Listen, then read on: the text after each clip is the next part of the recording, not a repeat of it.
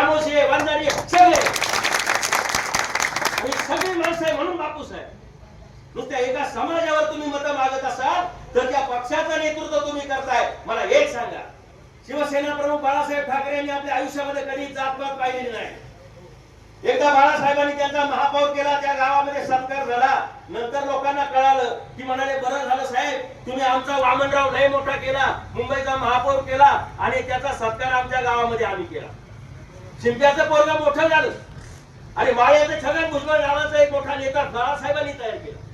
टपरी टुपरी चालवणारे बाळासाहेबांनी मोठे केले, पण बाळासाहेबांच्या मनामध्ये जात नाही आणि त्याच बाळासाहेबांचा पक्ष घेऊन जेव्हा एखादा उमेदवार येतो आणि मराठा मराठा मराठा मराठा करतो तेव्हा मला एक सांगायचंय, अरे मराठा कोण आहे?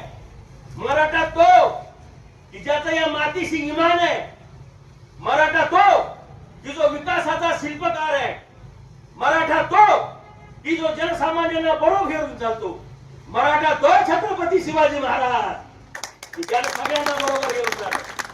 सगळे 12 बलुतेदार मुसलमान सगळे सगळे बरोबर घेऊन शिवाजी महाराज चालले। ज्याला राज्य करायचं असतं ना त्याला जातपात मनामध्ये आणता येत नाही। आणि उद्या जर तुम्ही जातीवर मत मागत असाल आणि उद्या जर तुम्ही पुढे गेला तर जातपातच करणार आहात का? आणि जातीपातीचं मत की नाहीये, त्या पक्षाचं ते धोरणच नाही मुळामध्ये।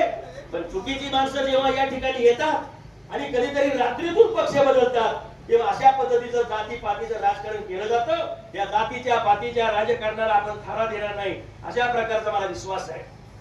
राजू दादा तू तरुण पोरगा आहेस, तुझी मेहनत मोठी आहे, तू युवकांचा एक चांगला संच तयार केलेला आहेस आणि पांडवांचं तुझ्या पाठीशी बळ आहे। तुझे वडील सुद्धा राजकारणामध्ये आहेत आणि मी जेव्हा या गावामध्ये येतो तेव्हा मला अर्जुनाला सांडवर